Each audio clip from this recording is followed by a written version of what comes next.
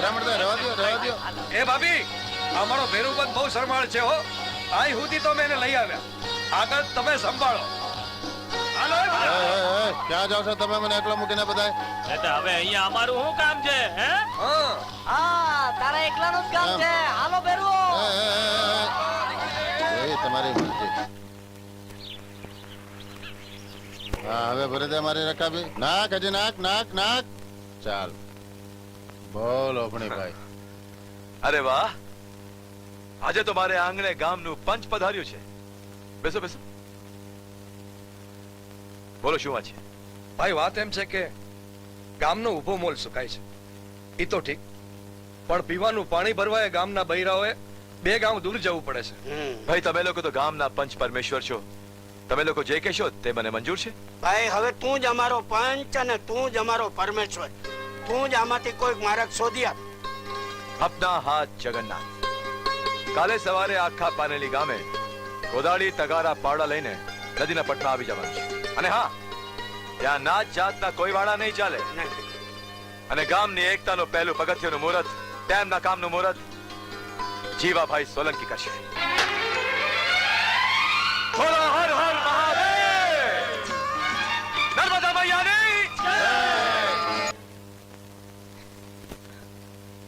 By લાગો બાપુજી. શું વાત છે બાપુજી? અમારી કઈ ભૂલ થઈ ગઈ? બાપુજી તમે કેમ આપણા ફરીને ઉભા છો?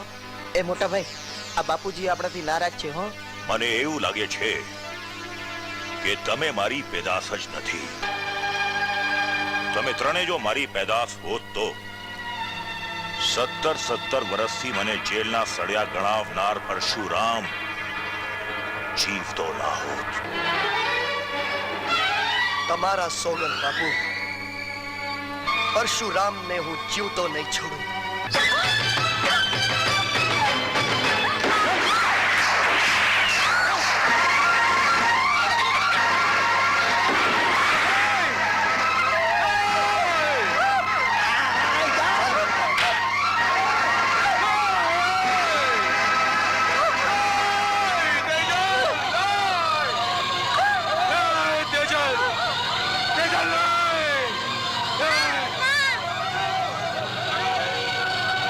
શું કર્યું તેજલ? આ શું કર્યું? અરે આ શું કર્યું તે? તમારા ભાઈનો ખ્યાલ રાખજો. હા હા ભાભી. મને વચન આપો, તમે રામને ખૂબ ભણાવશો જેથી એને તમારા રસ્તા ઉપર ચાલવું ના પડે. હું તને વચન આપું છું તેજલ, વચન આપું છું, પણ મને છોડીને ના જા તેજલ. ના નહીં તેજલ, મને છોડીને નહીં તેજલ. અરે નહીં, અરે નહીં.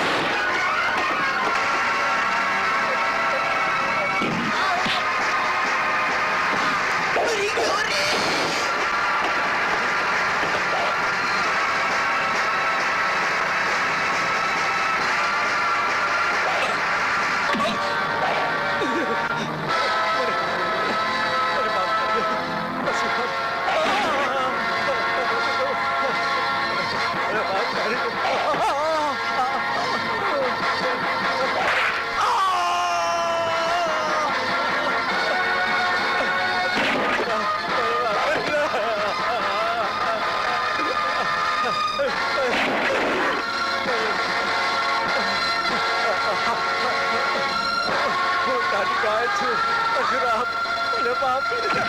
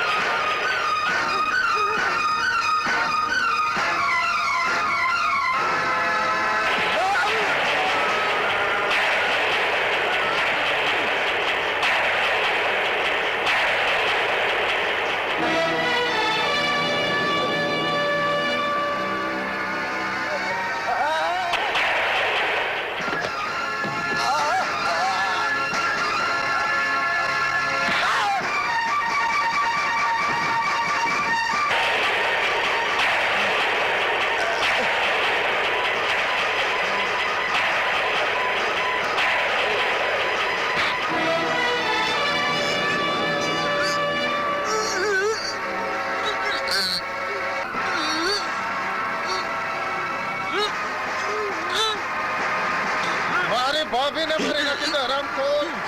આ તને જીવતો નહીં છોડું. દુનિયાની કોઈ તાકાત તને નહીં બચાવી શકે. મારી ભાભીને મારી નાખી દે. મારી ભાભીને હરામખોર. જીવતો નહીં છોડું તને. જીવતો નહીં છોડું મારી ભાભીને. નહીં છોડું તને. હરામખોર.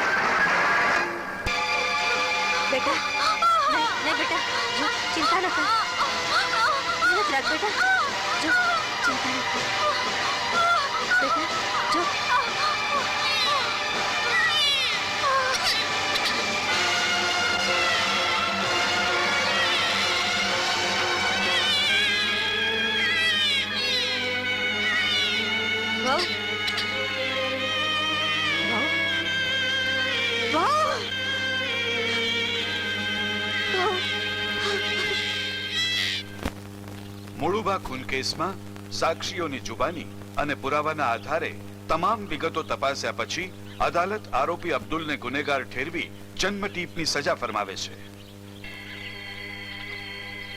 સાહેબ એક મિનિટ.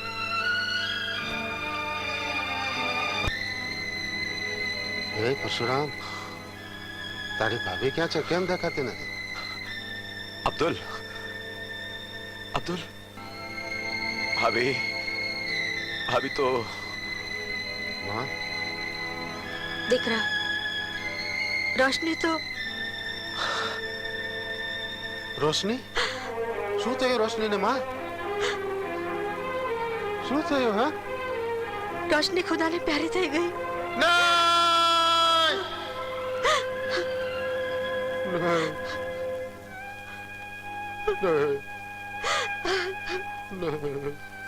અબ્દુલ, બહુ તો ગઈ, પણ આ માસૂમ ફૂલ તારા માટે છોડતી ગઈ છે.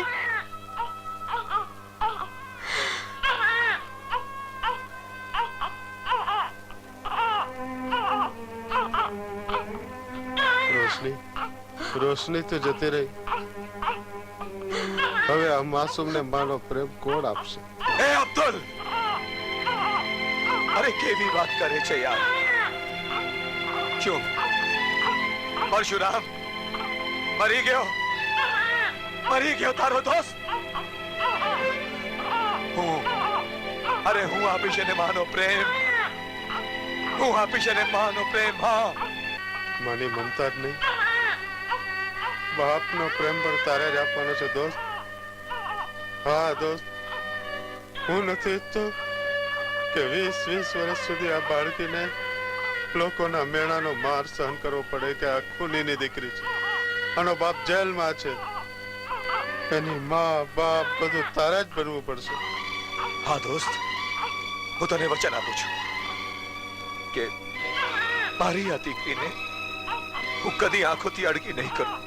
એ અબ્દુલ, ચાલ સમય થઈ ગયો.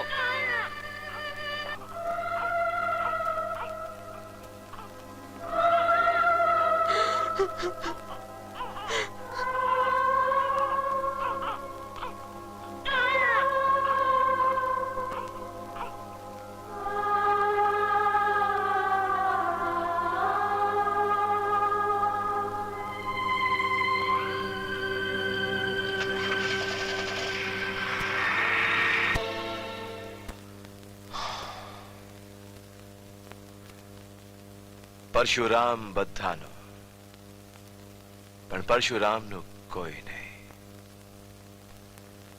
આજે બધું જ છે, પણ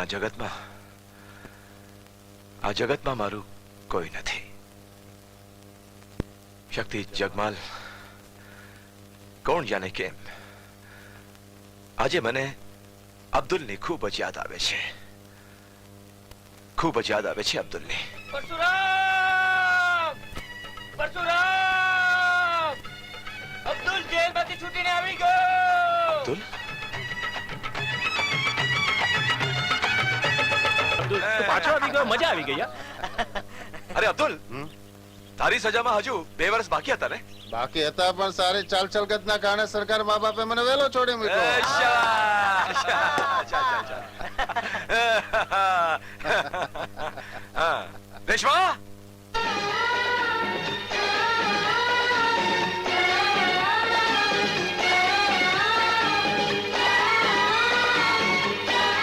રેશમા, તારી દીકરી.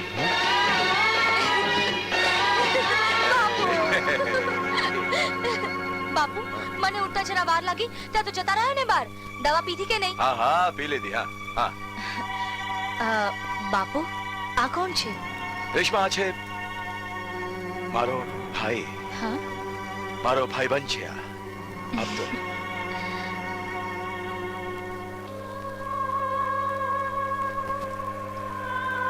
પણ બાપુ, એ રડે છે શા માટે? આજે ઘણા સમય એની દીકરી દીકરીની યાદ આવી ગઈ. આજે જીવતી હોત તો તારા જેવડી જ હોત. ચાચા, મને તમારી જ દીકરી સમજો, ખરું ને બાપુ? હા. અને હા બાપુ, એક સારા સમાચાર આપું.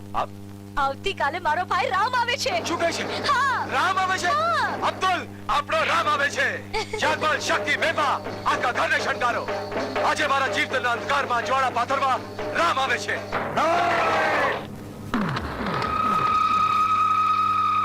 લાલુ પ્રસાદ આ દિવસની જ રાહ જોતો હતો. 20 વર્ષથી મારે કાળજે વેરની આગ મેં સંઘરી રાખી હતી. આજ પરશુરામનો દીકરો ઘેર આવશે, પણ ઘેર આવશે માત્ર એની લાશ. એના જીવનમાં જ્વાળા નહીં, પણ અંધકારના ભયાનક ઓછાયા પથરાશે.